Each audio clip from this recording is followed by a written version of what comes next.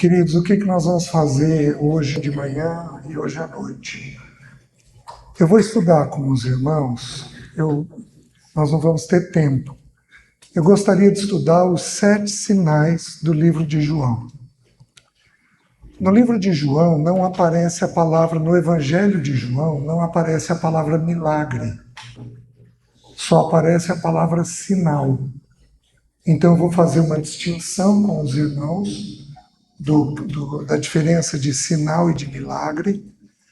E nós não vamos ter tempo de estudar os 7 sinais, porque nós precisaríamos de talvez 8 reuniões para conseguir estudar os 7 sinais. Então eu vou estudar o primeiro e o último sinal. Eu vou estudar as bodas de Caná, agora de manhã, e à noite eu vou iniciar, mas possivelmente eu não vou concluir, a ressurreição de Lázaro. Com qual ênfase? Sobre o atraso de Deus. Porque para Maria e Marta, o Senhor atrasou. Para nós, aparentemente ele está atrasado, mas ele nunca está atrasado. Somos nós que somos precipitados. Então nós vamos estudar essas 2 porções hoje de manhã e hoje à noite, certo? O evangelista João, o apóstolo João, ele foi um homem iracundo, ele foi um homem explosivo. Ele muito possivelmente tinha aquela ira que no grego é thumos. Existem 3 tipos de ira na Bíblia.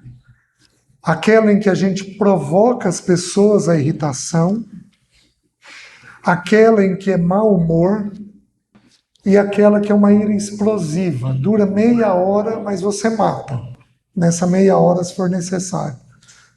Como que nós sabemos que João tinha isso? Porque quando o Senhor estava caminhando para Jerusalém e eles atravessaram a vila de Samaria e os samaritanos recusaram receber Jesus porque ele tinha no semblante a expressa determinação de quem ia para Jerusalém, e os samaritanos eram inimigos dos judeus. Então, como que nós sabemos? Porque ele vira e diz para o Senhor: Senhor, o Senhor quer que eu mande descer fogo do céu? Ele era filho de Zebedeu, filho do trovão. O que o trovão faz na gente? Dá susto. Nossa, a pessoa iracunda, ela assusta a gente, né? As crianças ficam assustadas. Não é à toa que a Bíblia diz o quê? E vós, pais, não irriteis vossos filhos. Porque nós temos o poder de irritar as pessoas por causa da nossa ira. Só que o evangelista João, ele tinha um diferencial. Ele encontrou o caminho do peito do Senhor. Ele foi íntimo. Ele possivelmente era um pouco mais quieto. Pedro era expansivo. Pedro falava quando devia calar, calava quando devia falar. Ele era mais intempestivo, mais agitado. Tem o seu valor. Mas João, ele era mais quieto e ele não ficou na quietude dele, mas ele foi avançando no caminho da intimidade com o Senhor.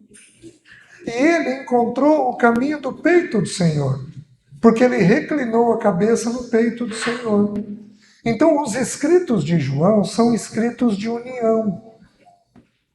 Então, por exemplo, João é o irmão nas Escrituras que mais fala sobre verdade, que mais fala sobre luz.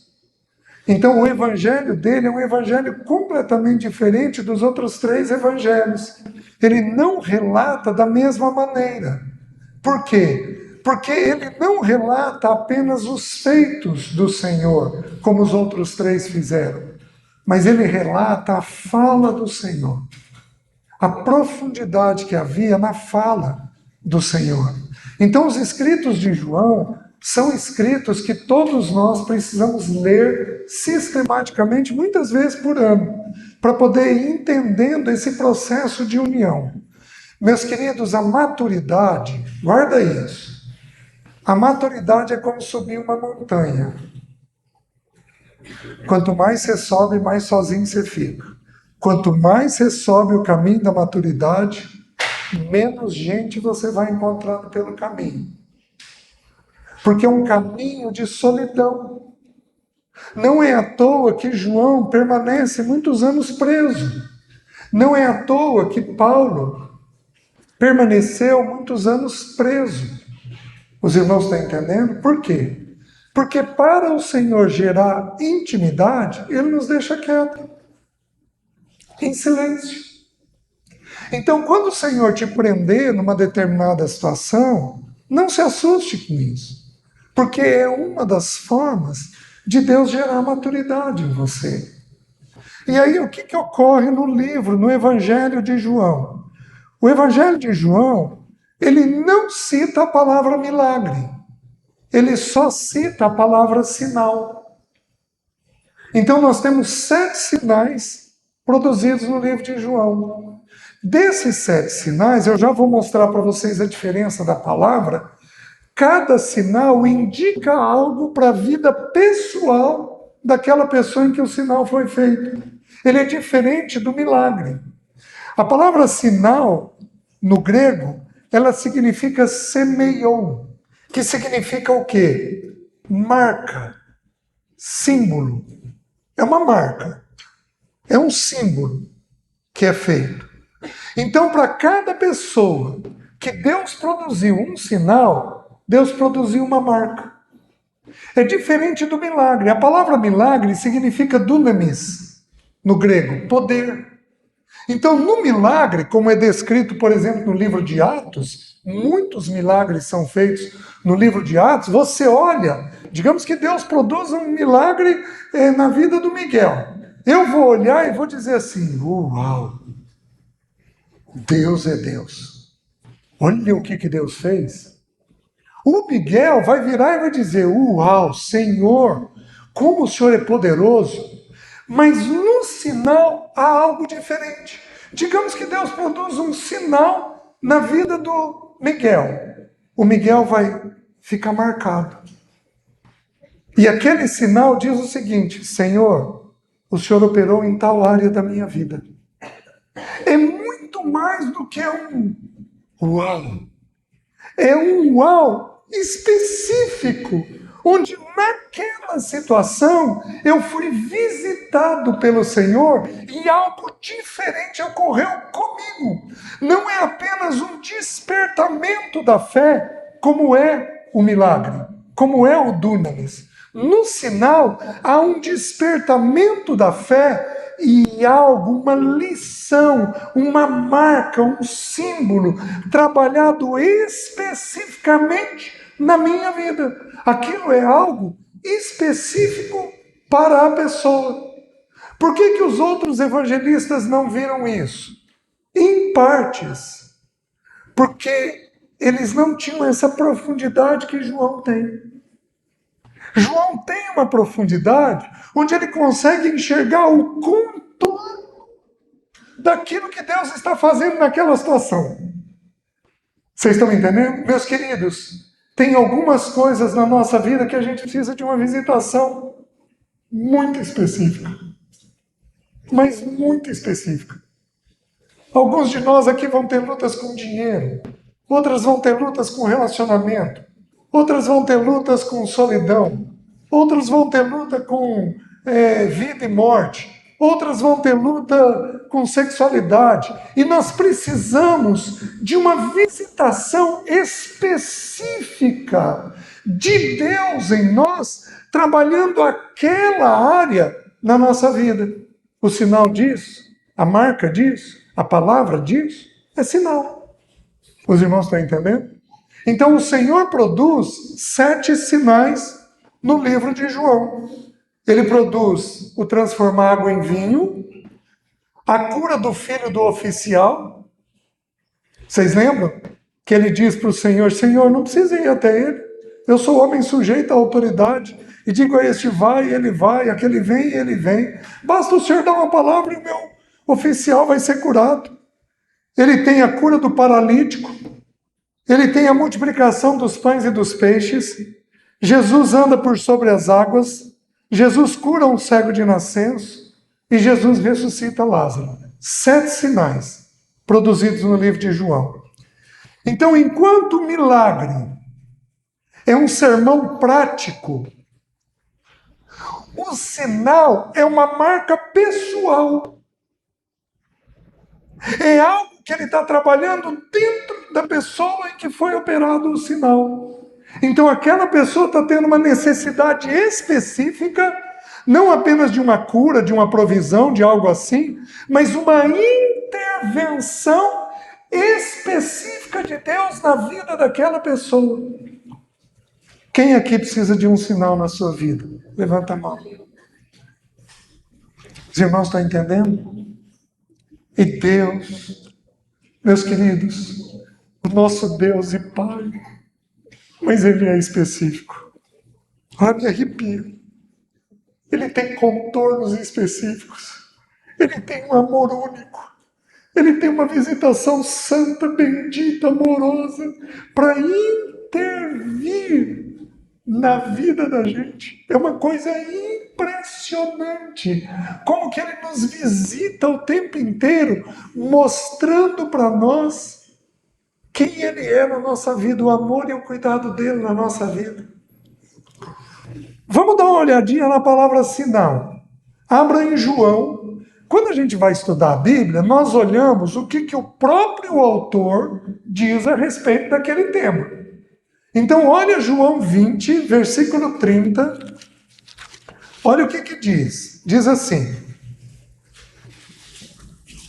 na verdade, fez Jesus diante dos discípulos muitos outros sinais que não estão escritos neste livro.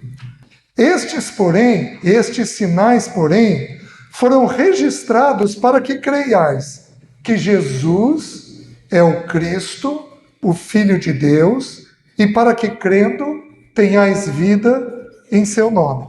Olha a finalidade do sinal. Para que eu creia, cada nome de Jesus. Eu trouxe um esboço que tinha tempo, eu estava fuçando nos meus esboços esses dias, eu trouxe um para tentar ler agora na viagem de volta. Os nomes de Jesus. Você sabe quantos nomes Jesus tem? 180. 180. Porque cada nome reflete uma faceta dele. Jesus significa Salvador. Cristo significa ungido, Messias, aquele que me toma pela mão direita e me dá entrada no reino eterno. É isso que significa Messias, Cristo. Então, quando a Bíblia diz Cristo, a Bíblia está dizendo o quê? Ele vai te tomar pela mão direita, vai completar a obra em você e vai dar entrada no reino eterno. Você está seguro nele. Você não está sob risco. Então, olha o que o texto está dizendo. Estes sinais foram escritos para que creiais que você tem um Salvador e que não apenas Ele é teu Salvador, mas Ele também é teu Cristo, ou seja, você está garantido de que Ele vai completar a obra para dar entrada no reino eterno, e não apenas isso, mas Ele também é o Filho de Deus, porque vocês se lembram, nós estudamos ano passado, quando nós somos filhos, nós somos plenamente livres. A gente só é plenamente livre quando a gente se vê na realidade de filho. Por isso, pai e mãe, não leve você para o teu filho. Não leve você. Leve o Senhor. Porque é conosco que eles aprendem a ver a paternidade de Deus. É conosco que eles aprendem a ver Deus como Pai. Para que o Filho de Deus e para que crendo tenhais o quê? Vida em seu nome. Então o sinal tem a finalidade de fazer isso, de produzir esta vida dele em nós. Então algo diferente vai acontecer. E eu vou passar a sair de um estado de morte para um estado de vida diante dele. Certo? Vejam Marcos 16, 17. Esse texto é interessante. Estes sinais hão de acompanhar aos que creem. Em meu nome expulsarão demônios, falarão novas línguas, pegarão em serpentes, e se alguma coisa mortífera beberem, não lhes fará mal. Se impuserem as mãos sobre os enfermos, eles ficarão curados. Que ênfase eu quero dar aqui? Estes sinais seguirão. Queridos, a igreja de Deus não busca sinais. Mas os sinais deveriam seguir a igreja de Deus.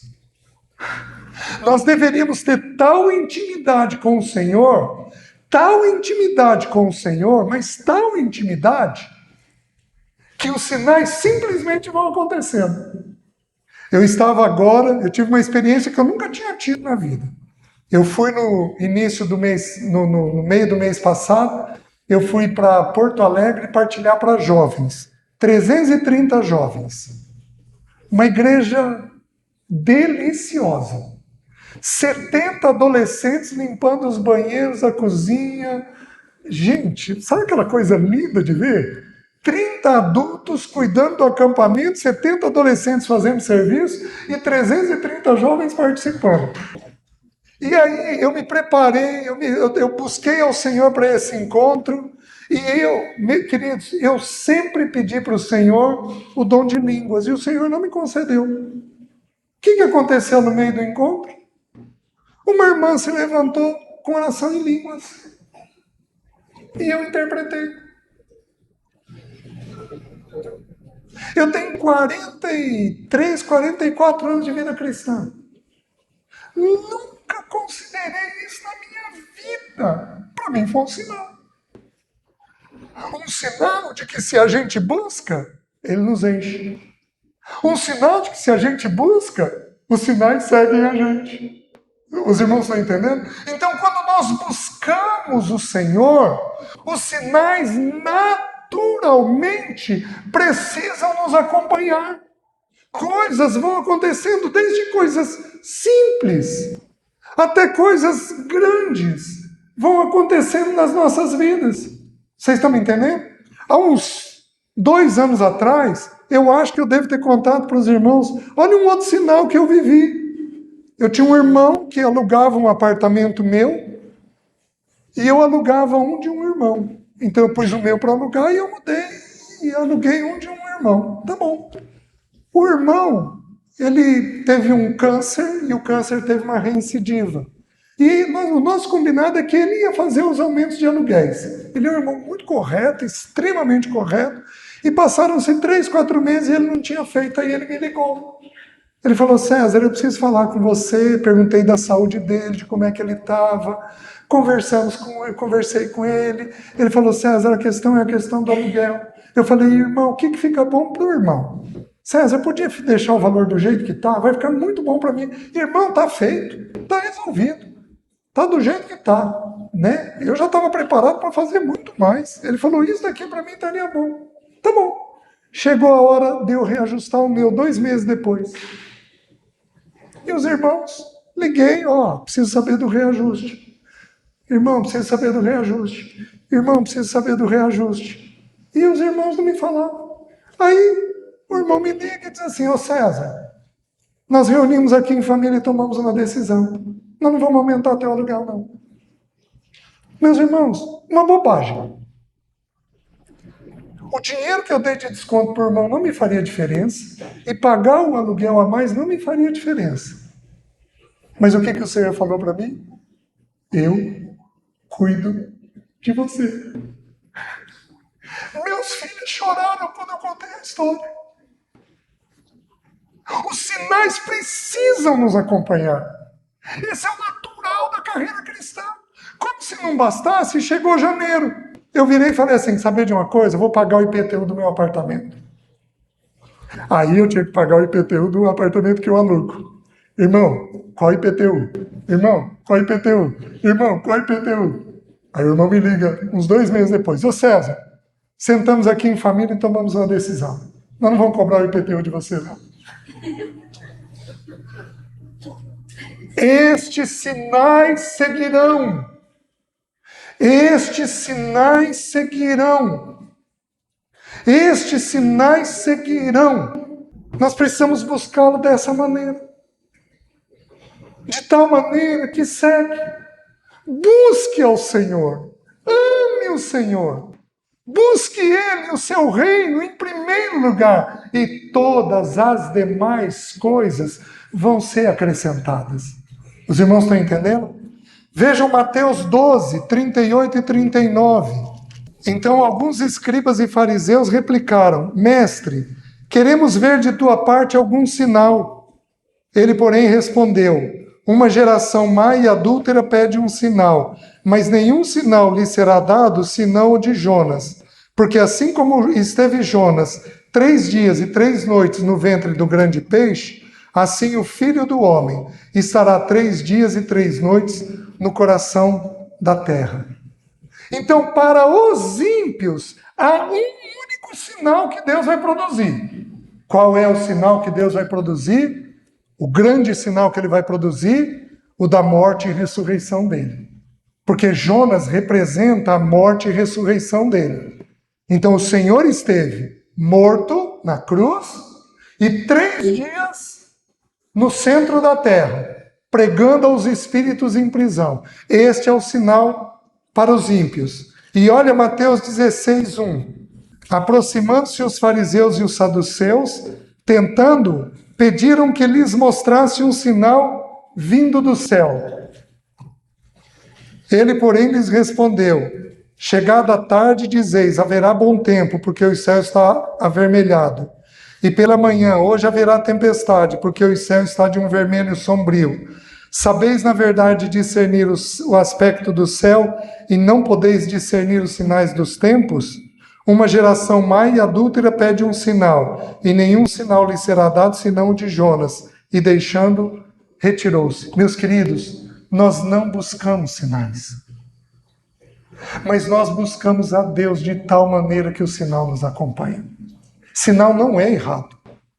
Deveria ser algo natural da igreja de Deus.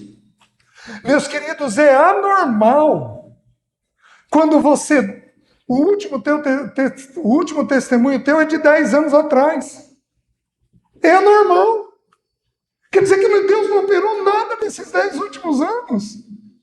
O testemunho nosso deveria ser algo fresco, contínuo, constante. Nossa, olha essa palavra aqui que Deus depositou. Olha que coisa linda e maravilhosa. Nossa, olha essa porção aqui. Nossa, tal irmão falou tal coisa. Nossa, eu orei com tal irmão e houve uma diferença na vida dele por isso daqui. Nossa, eu tive com minha filha, com meu filho, e nós oramos juntos e houve isso, isso e isso. Meus irmãos, isso deveria ser tão normal e natural na vida da gente. Vocês estão me entendendo? Por quê? Porque o Senhor deseja operar essas marcas pessoais dentro da vida da gente. Amém? Com isso em mente, vamos começar a estudar os sinais. João capítulo 2. 3 dias depois, houve um casamento em Caná da Galileia, achando-se ali a mãe de Jesus. Jesus também foi convidado com os seus discípulos para o casamento. Tendo acabado o vinho, a mãe de Jesus lhe disse: eles não têm mais vinho. Mas Jesus lhe disse: mulher, que tenho eu contigo? Ainda não é chegada a minha hora. Então ela falou aos serventes: fazei tudo o que ele vos disser. Estavam ali 6 talhas de pedra, que os judeus usavam para as purificações, e cada uma levava 2 ou 3 metretas. Jesus lhes disse: enchei de água as talhas, e eles as encheram totalmente. Então lhes determinou: tirai agora e levai ao mestre-sala. Eles o fizeram. Tendo o mestre-sala provado a água transformada em vinho, não sabendo de onde viera, se bem que o sabiam os serventes que haviam tirado a água, chamou o noivo e lhe disse: todos costumam pôr primeiro o bom vinho, e quando já beberam fartamente, servem o inferior. Tu, porém, guardaste o bom vinho até agora? Com este deu Jesus princípio a seus sinais em Caná da Galileia. Manifestou a sua glória e os seus discípulos creram nele. Depois disso, desceu ele para Cafarnaum com sua mãe, seus irmãos e seus discípulos, e ficaram ali não muitos dias. Certo? Vamos lá. O que nós vamos fazer? Nós vamos estudar dois aspectos do texto. Nós vamos estudar a historicidade do texto. Então, o contexto, a época, o que significava, o que era um casamento para os judeus. Nós vamos estudar a historicidade e nós vamos estudar a alegoria do texto. O que é alegoria? Alegoria é um modo de expressão ou interpretação que consiste em representar pensamentos, ideias em forma de figuras. Então, é uma interpretação, a gente usa aquela interpretação. Então, por exemplo, Jesus, quando fala da semente, ele está usando uma alegoria. Então, ele está dizendo que a semente é a palavra de Deus, ele esclarece. Aí ele fala dos terrenos. Então, ele diz que existem 4 terrenos nos nossos corações, que o coração do ser humano tem 4 tipos de terreno. Então, cada terreno produz um efeito. Então, ele está usando uma alegoria. Ele está tentando explicar para nós que o teu coração representa um daqueles terrenos. O Senhor nos compara com árvores. Como que você vê? Eu vejo homens como que árvores. O Salmo 1 diz o quê? O Salmo 1 diz que nós somos como árvores plantadas junto a ribeiros de água, que no devido tempo dá o seu fruto. Então o Senhor ele vai usando elementos, e dali nós vamos, que são alegóricos, para a gente ir tirando os princípios. Ele entra montado em Jerusalém, ele entra montado num jumentinho. Ele não entra montado num quarto de milha. Porque o cavalo é um sinal de força, mas o jumentinho é um sinal de humildade. Então, são expressões, figuras que ele usa, onde nós vamos colhendo dessas figuras compreensões. Está fazendo sentido? Então, nós vamos estudar tanto a historicidade quanto a alegoria do texto, da porção, certo? Vamos lá. 3 dias depois, houve um casamento em Caná da Galileia. O que é esses 3 dias? 3 dias após o chamado de Natanael. Porque no capítulo 1, André busca Natanael, encontramos o Messias. E Natanael vem e descrente, és tu o Messias? E Jesus diz o quê? Eu te vi embaixo da figueira. Então ele passou por alguma experiência na figueira, que foi marcante para ele. O Senhor disse o quê? Eu estava lá, quando você estava na figueira. Eu sei o que aconteceu. Então ele viveu alguma experiência debaixo daquela figueira. E o Senhor, eu te vi lá debaixo da figueira. E aí Natanael creu. Então 3 dias depois do chamado de Natanael, então nós temos essa experiência vivida agora. Só que, meus queridos, qual é a alegoria disso? Aliás, 3 na Bíblia é um número que se refere à ressurreição. 3 se refere à Trindade e 3 se refere à ressurreição. E ressurreição na Bíblia fala do quê? Quando você estuda Romanos capítulo 6, lá diz que nós fomos ressuscitados com Ele para andarmos em novidade de vida. 3 na Bíblia significa novidade de vida. Eu vou usar o símbolo do batismo por imersão. Quando você desce as águas, qual é o símbolo disso? Você morreu para o pecado. Quando você levanta das águas, qual é o símbolo disso? Que você ressuscitou para uma nova vida. Então, ressurreição na Bíblia está ligado diretamente à novidade de vida. Então, o que Deus vai fazer aqui? Produzir uma vida nova. Esse é o símbolo. Senão, o Espírito Santo não teria escrito 3 dias depois. Ele não teria usado isso. Então, este escrito mostra que no casamento e na vida familiar é possível termos novidade de vida. Está fazendo sentido? Na vida familiar é possível termos novidade de vida. Que mais? Houve um casamento, diz o texto. Houve um casamento. Certo? Aqui mostra que Jesus valoriza o casamento. Deixa-me lembrar alguns textos para os irmãos. Quem aqui se encontra na condição de só? Levanta a mão. Deixa eu ver quantas pessoas tem. Tem várias irmãs na condição de só. Seja de viúva, de separada, de solteira. Nós temos várias irmãs. Tá. Eu já vou pedir um perdão para essas irmãs, porque nós pregadores, e eu especialmente, como eu prego muito para a família, vocês acabam ficando esquecidas. Então me perdoe, tá? Eu estou agora na condição de viúvo, começando a preparar estudos para esses irmãos. Eu estou vivendo a realidade de um jeito que eu nunca tinha vivido, né? Eu sempre preguei que a solidão dói. Mas agora eu estou descobrindo que ela dói doído. Dói bem doído, né? E o Senhor, na graça dele, visita, ajuda, trabalha.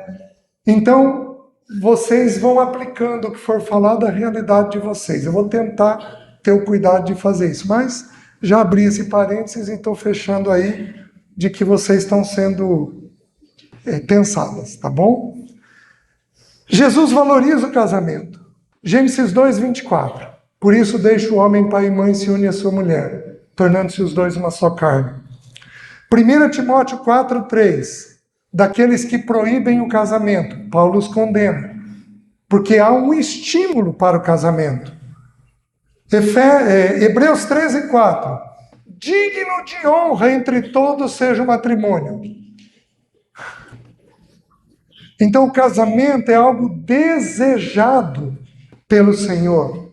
Efésios 5,32, aí nos dá uma clareza única.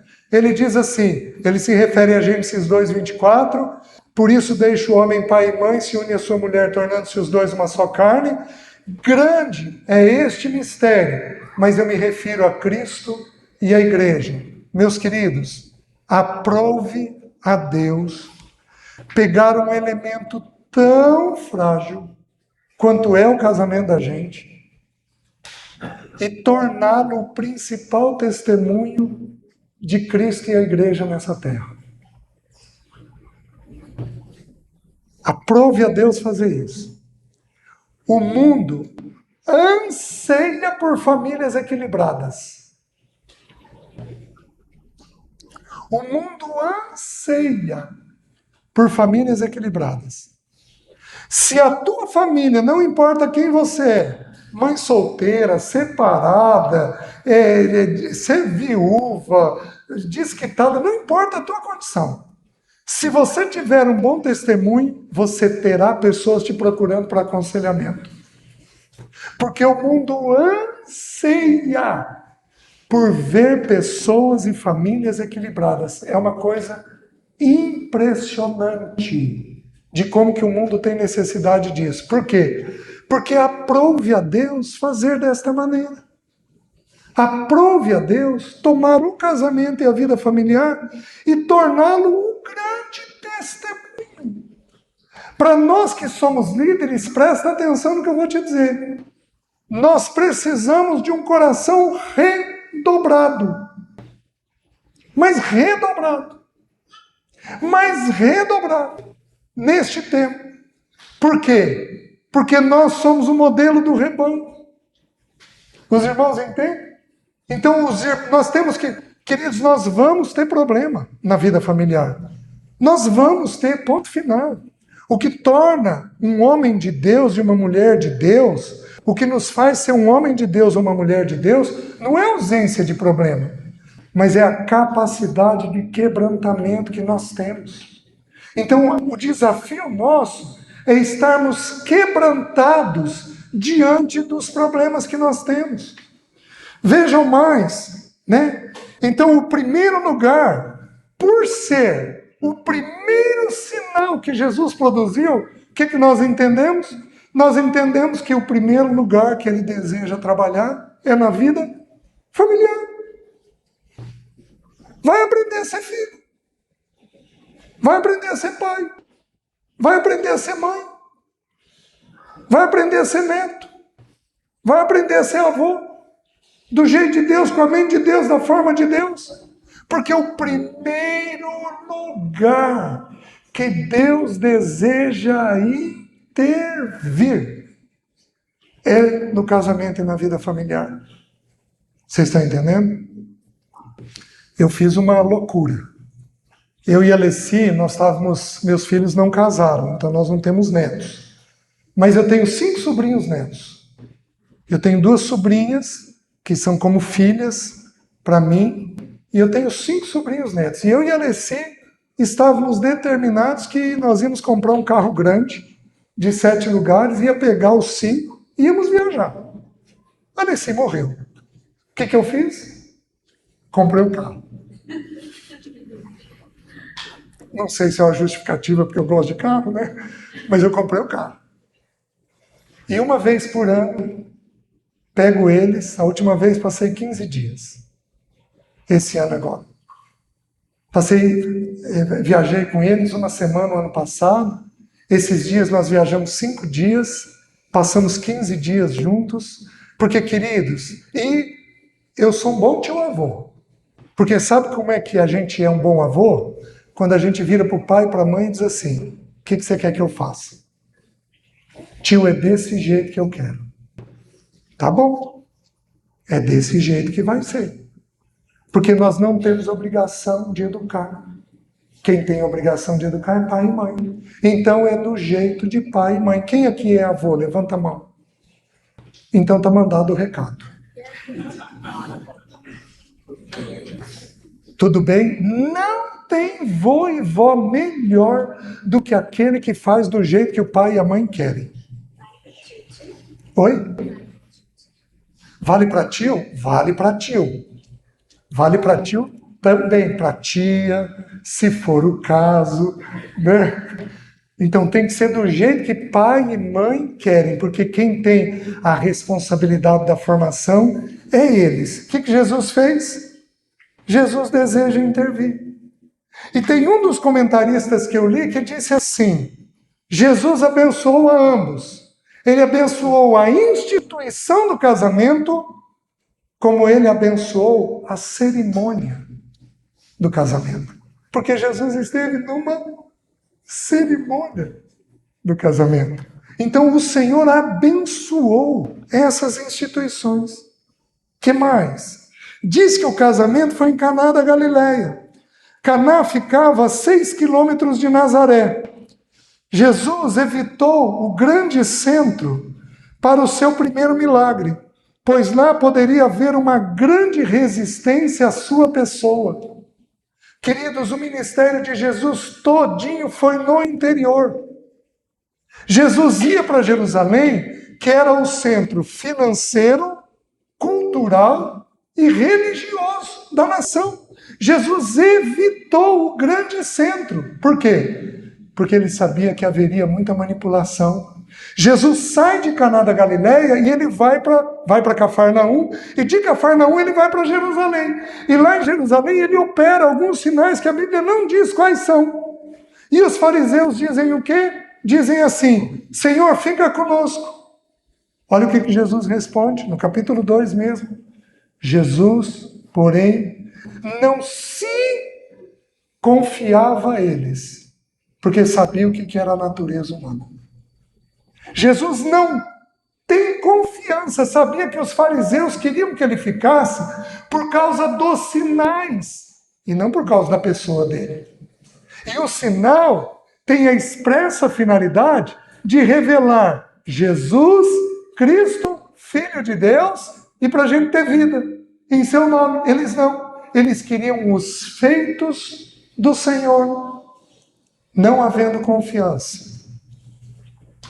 2 passos atrás. Esse é o exemplo do Senhor. Versículo 25.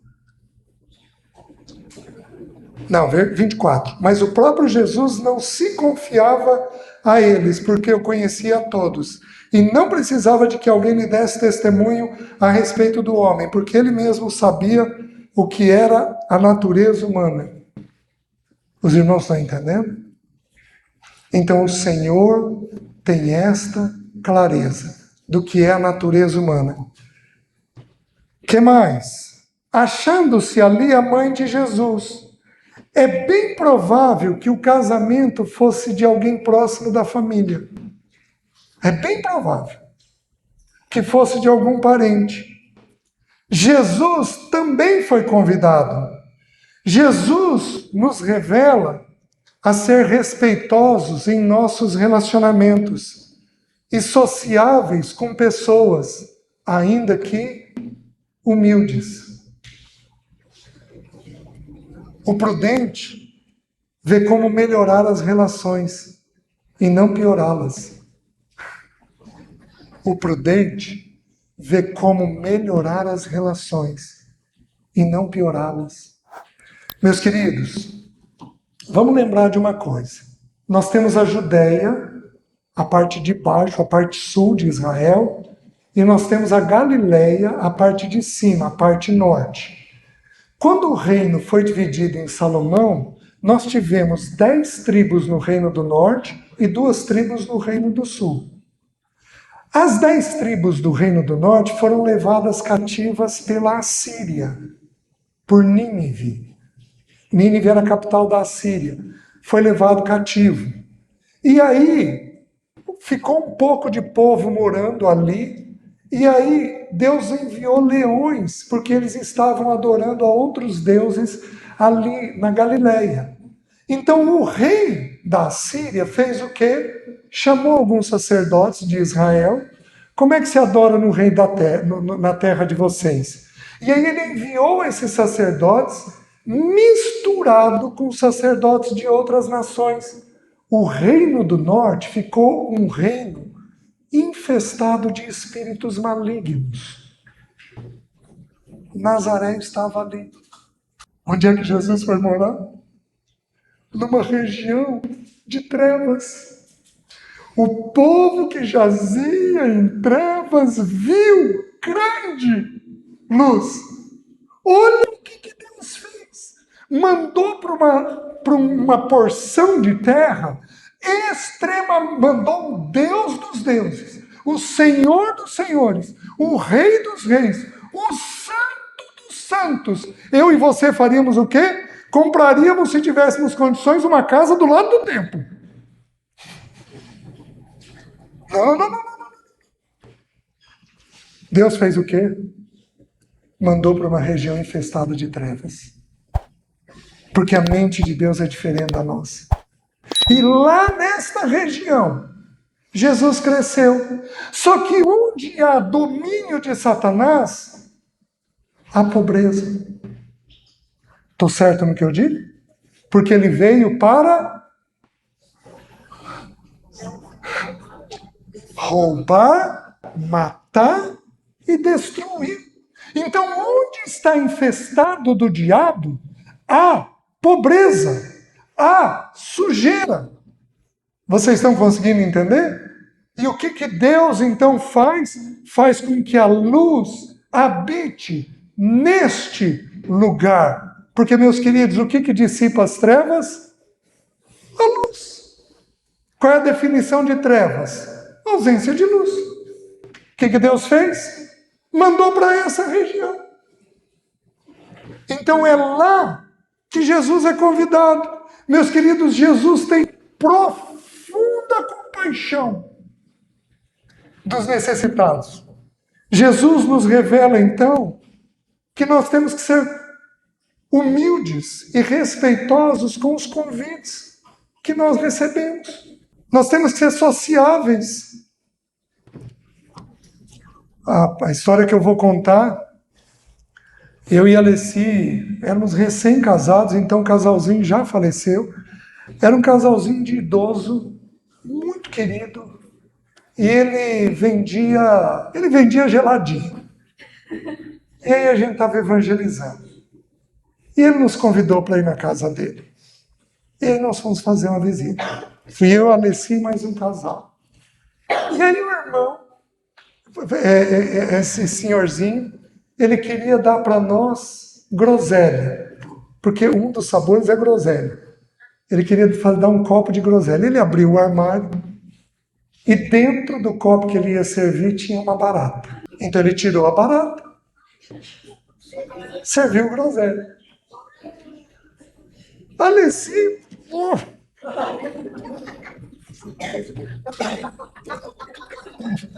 nós temos que tomar. Os irmãos orem por mim se eu for para a África um dia, tá? Se souber que eu estou indo para a África, você ore por mim, porque eu quero ir com essa atitude. Não, eu vou ser sociável e respeitável. De que jeito que é? É assim que vai ser. Jesus era extremamente respeitoso com as pessoas. Como que era o casamento no Oriente Médio?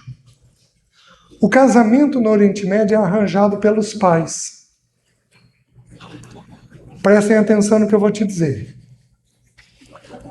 O casamento só tem 2 princípios nele na Escritura, um direto e um indireto.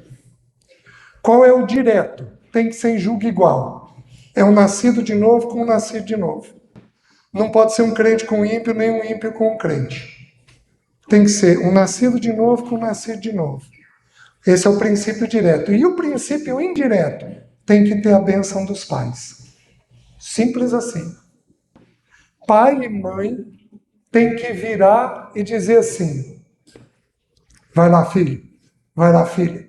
Se eles não disserem, puxa o freio de mão. Porque pode ter algo errado. Meu sogro pediu para a Alessi terminar o namoro comigo.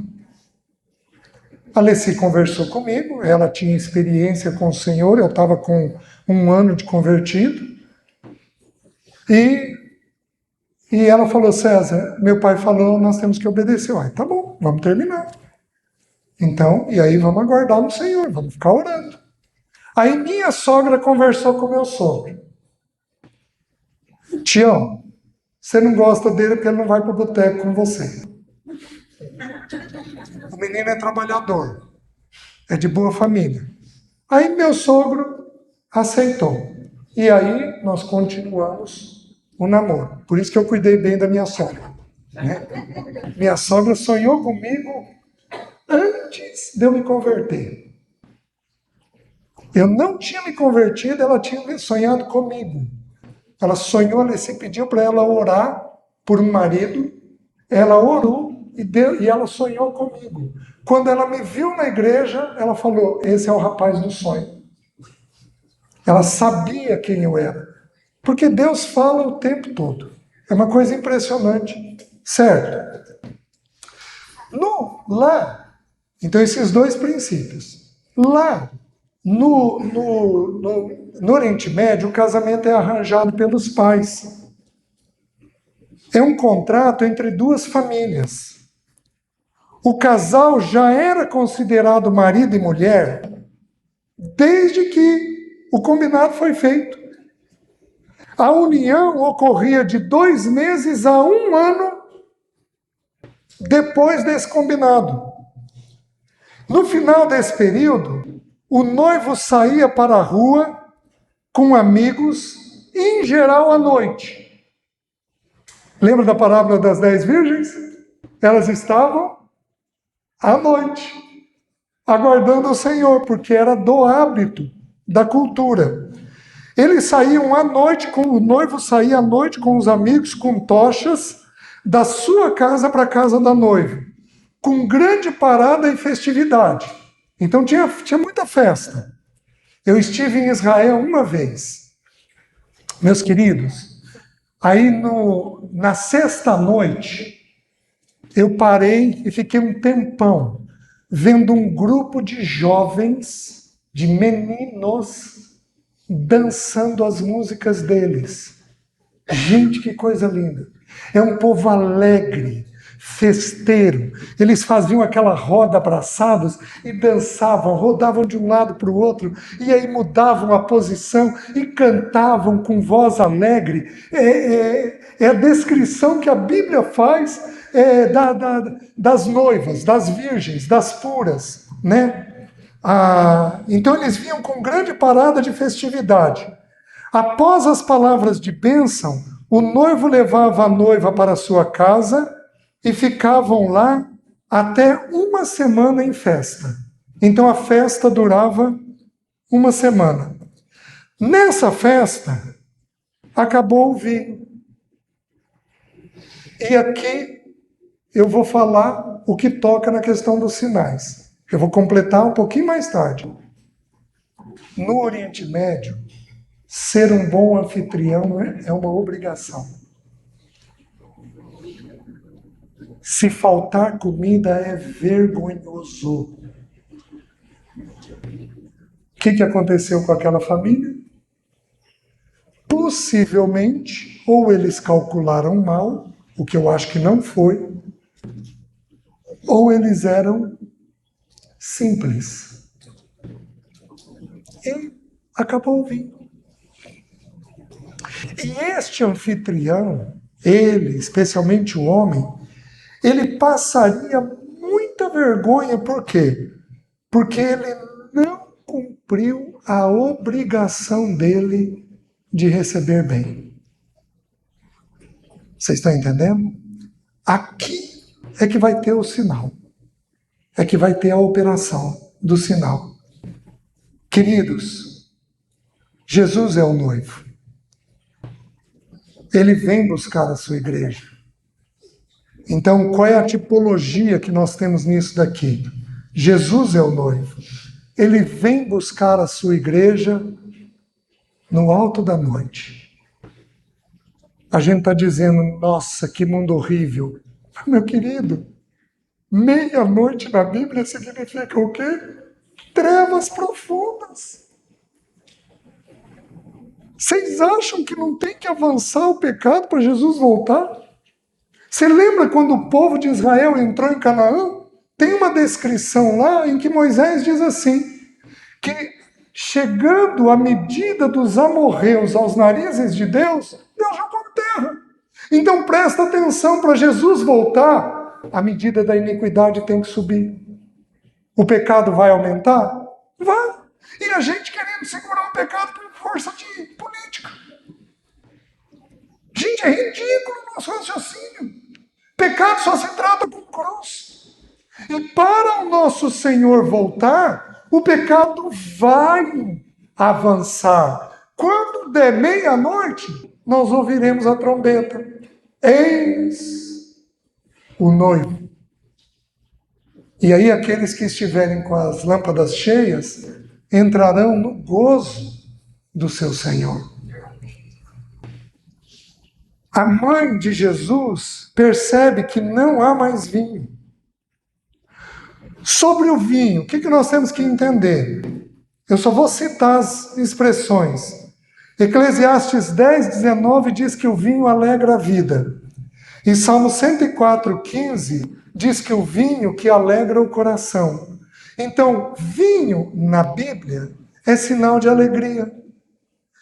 Aquele casamento tinha começado e tinha acabado o que nele? Como que anda o teu casamento? Como que anda a tua vida familiar? Com alegria ou sem? Se for sem alegria, o sinal é para você. O sinal é para você. Você está me entendendo? A mãe de Jesus percebe que não há mais vinho. Aí no versículo 4, tendo acabado o vinho, no 3, tendo acabado o vinho, a mãe de Jesus lhe disse, eles não têm mais vinho. Mas Jesus lhe disse, mulher, que tenho eu contigo? A minha hora não é chegada. Meus queridos, essa expressão, mulher que tenho eu contigo, se o Miguel falar isso para Cassiane, qual é a sensação que você vai ter, Cassiane? Nossa! Mas, que jeito é esse de falar comigo, Miguel? Mais ou menos isso? A expressão para nós é uma expressão forte. Só que a expressão mulher, no grego, significa o quê? Senhora. Minha senhora. Madame. Agora melhorou, né? É uma expressão extremamente respeitosa. Então, se o Miguel virar e falar, o que você quer, minha senhora? Você vai amar, né, Cassiane? Nossa, chamou ela de senhora. Vai amar isso daí. Então, a tradução, ela deixa um pouco a desejar para nós. Jesus está sendo extremamente gentil e carinhoso. Era uma linguagem muito polida. Então não é a linguagem que nós interpretamos. Jesus repete isso mais outras 2 vezes. Quando ele está com a própria Maria, mãe dele, quando ele está na cruz, ele vira para João e diz aí, João, eis aí, mulher, eis aí teu filho, filho, eis aí tua mãe. Ele chama Jesus, ele chama Maria de mulher. Ele está chamando de forma dócil. E quando ele está com Maria Madalena, da ressurreição dele, vocês lembram? Que ele vai chamar de mulher. Que tenho eu contigo. No grego, essa expressão que tenho eu contigo significa e quanto a mim e quanto a você. O que Jesus está fazendo? Maria, ele está com 30 anos. Ele vai iniciar o ministério dele. Ele está dizendo o quê? Maria, e quanto a mim e quanto a você. A partir de agora, eu tenho uma responsabilidade, você tem outra. Estou saindo da condição de filho seu. Jesus começa a mostrar para Maria que agora ele não é mais o filho dela.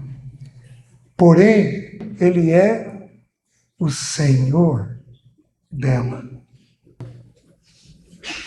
Olha esse comentário do Hendricks. Ao dizer mulher, o Senhor não intencionava ser rude. Muito pelo contrário.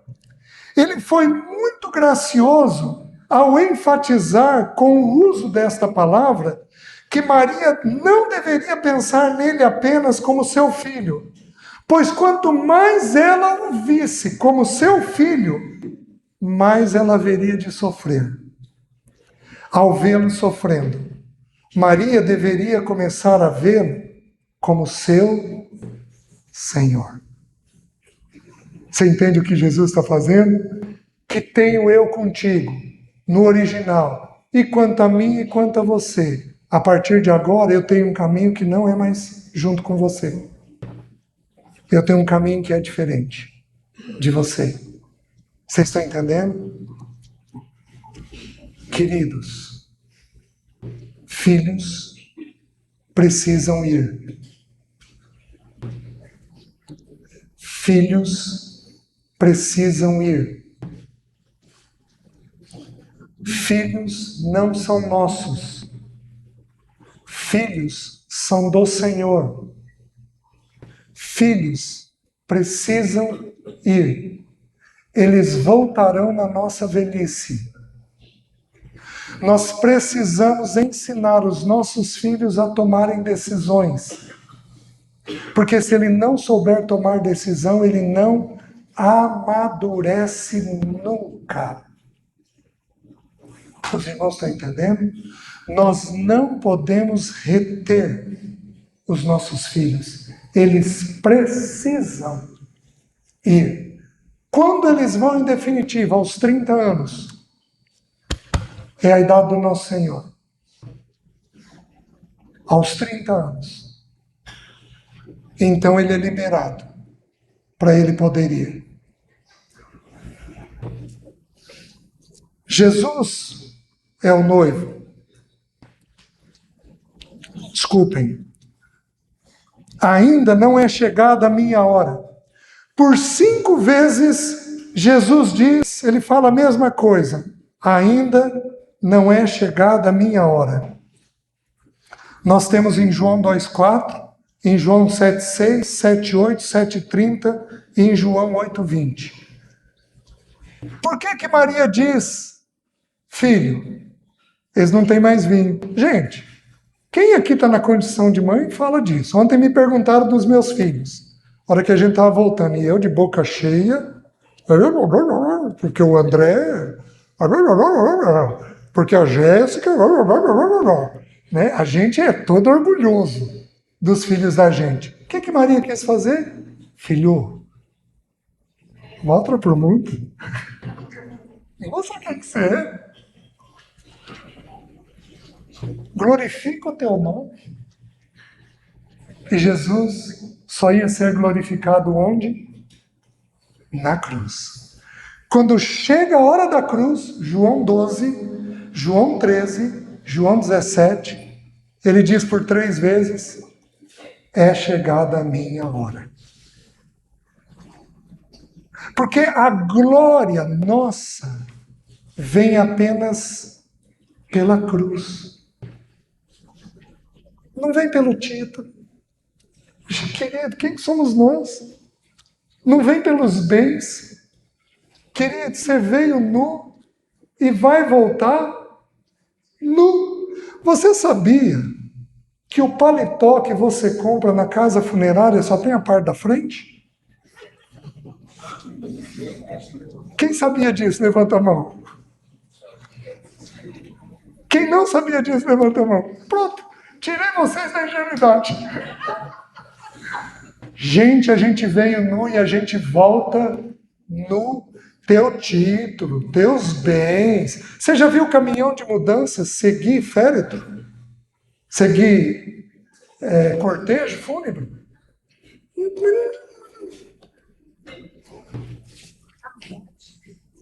A gente veio desta maneira. Jesus mostra que não é pressionado por pessoas. Quem aqui é pressionado por pessoas, levanta a mão. Tá, deixa eu mudar. Quem aqui tem dificuldade de dizer não, levanta a mão. Eis os que são pressionados por pessoas. Quem aqui não é pressionado por pessoas, levanta a mão. Talvez seja um problema. Porque como é que você faz para se submeter? Aliás, sabe qual é a última característica do enchimento do Espírito? Sujeitando-vos uns aos outros no temor de Cristo. É a sujeição. Jesus mostra que não é pressionado por pessoas. O cronograma foi traçado na eternidade. Nem mesmo os laços familiares iriam pressioná-lo. Nem mesmo os laços familiares iriam pressioná-lo. Fazei tudo o que ela vos disser. Após uma reprimenda, mulher, senhora, você está aí, eu estou aqui. Sou eu e é você. Vamos começar a cortar o cordão agora. É você e sou eu. Senhora. Então, após uma reprimenda, ela diz assim, fazei tudo o que ele vos disser. Então Maria passa a ver o Senhor agora como Senhor, e não mais como filho. As talhas, no versículo 6, as talhas da festa são feitas de pedra de sabão. E tem ali, olha o que diz, Estavam ali 6 talhas de pedra que os judeus usavam para as purificações. Cada uma levava 2 ou 3 metretas. Cada metreta eram 32 litros. Então, 2 metretas seriam 60 litros, talvez isso daqui, e 90, talvez isso daqui, o vaso. 6 na Bíblia é número de quem? De homem. Apocalipse diz isso, porque o homem foi criado no 6º dia. Então, essas metretas falam de quem? De nós. E por que 2 ou 3 metretas? Porque, queridos, no casamento nós somos pessoas diferentes. Olha o que ocorre. Elas eram usadas para as purificações. O que o Senhor está me ensinando? Que eu e você somos os vasos, que nós temos capacidades diferentes e que água precisa ser depositada em nós. O que é água na palavra? A própria palavra. Tem que ser depositado. Tem que ser depositado. Queridos, eu tenho uma experiência de 30 e tantos anos de vida cristã. Eu li a Bíblia para pregar, até que eu entendi a paternidade de Deus. E eu passei a ler a Bíblia como filho. Meu devocional é o quê? Eu sento e leio a Bíblia de capa a capa. De capa a capa. De capa a capa. O meu desejo é poder ler 1 hora por dia. Eu vou ler a Bíblia 6 vezes no ano. Eu ainda não cheguei nesse ponto. Eu leio pelo menos 1 vez por ano, de capa a capa. E aí o tempo de estudo é outro. Mas o meu devocional é eu como filho, buscando o meu Senhor. Esses dias o Senhor fez um depósito no meu coração de uma oração de Moisés, em Deuteronômio, mas maravilhoso, mas falou tanto ao meu coração. Então são porções simples, você tem que aprender a ser filho de Deus e deixar que a palavra entre. O vinho representa uma nova ordem. A água, aqui no contexto, simboliza a velha ordem. Jesus interviu para que a família não tivesse desonra. Guarda isso. Porque o sinal é uma marca pessoal. Jesus interviu para que a família não tivesse desonra. Então aí diz assim: com este deu Jesus princípio a seus sinais em Caná da Galileia. Agora deixa eu explicar para os irmãos o que Deus está fazendo. A palavra, versículo 11, com este deu sinais Jesus, com estes deu Jesus princípio a seus sinais em Caná da Galileia, manifestou a sua glória e os seus discípulos creram nele. O que é a palavra glória? Glória significa doxa, no grego. É um ponto de vista, é uma opinião, é uma estimativa, é um esplendor, é um brilho, é uma exaltação. Então ele mostrou a glória que o envolvia quando ele fez isso. Qual é o ensino prático? Eu vou falar da alegoria. 3 dias, um sinal de ressurreição.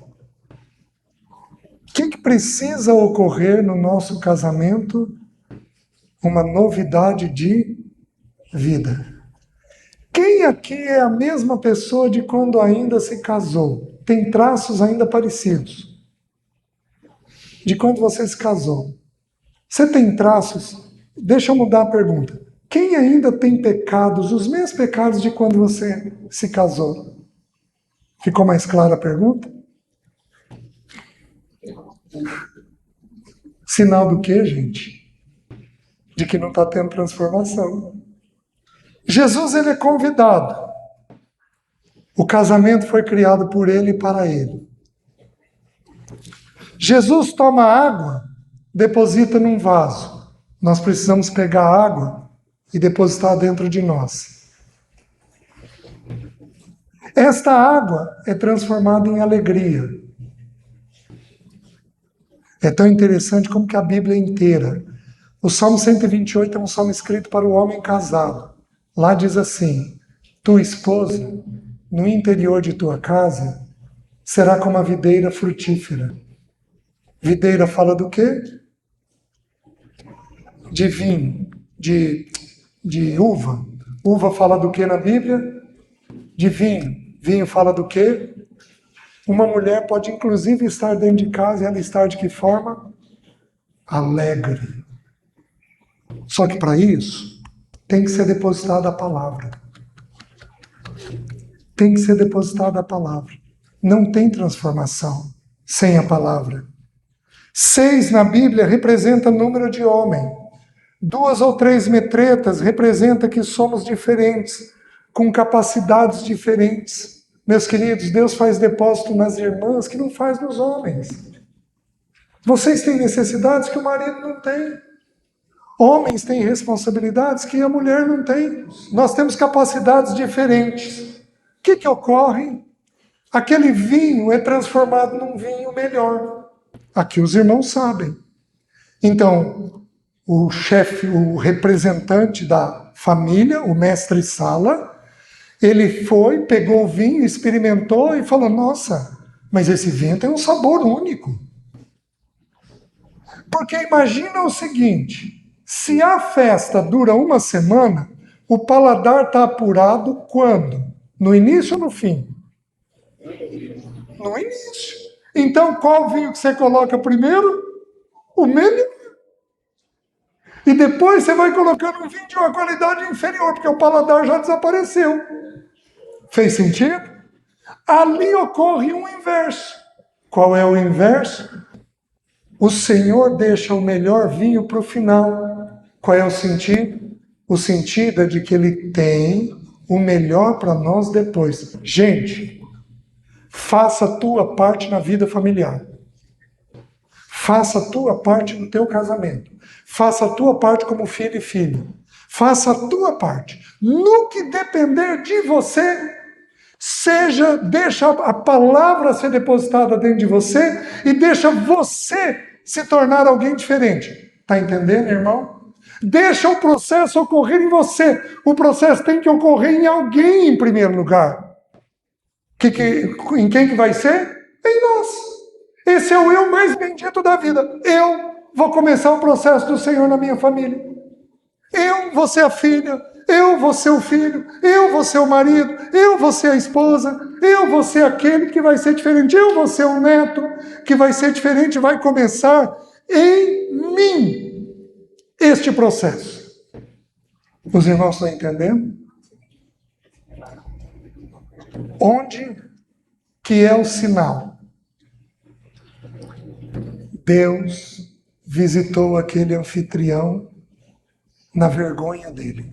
Presta atenção. Todos nós temos vergonhas.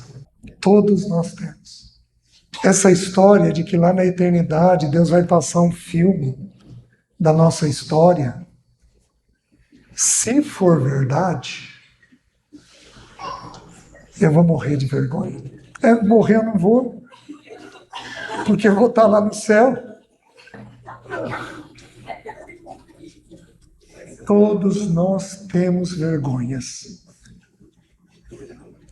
Eu tenho pensamentos dos meus 12, 13, 14, 15 anos de idade que eu ruborizo de imaginá-los. Quanta coisa feita, quanta coisa pensada, quanta coisa vivida, quanta coisa escondida. Todos nós temos as nossas vergonhas. O que o Espírito Santo faz? Elimina elas. Qual é o sinal que foi produzido nesse anfitrião? Jesus interviu nas vergonhas. Queridos, eu tive problema com sexualidade na minha infância. Conheci uma única mulher na vida, Alessi. Eu tive problema na minha sexualidade na infância. Se eu fosse seguir o que se passou na minha mente, eu seria um sem vergonha de mão cheia, que ele fez? Interviu nas minhas vergonhas. Gente, quando eu li isso a primeira vez, eu falei, Senhor, que sentido que faz isso?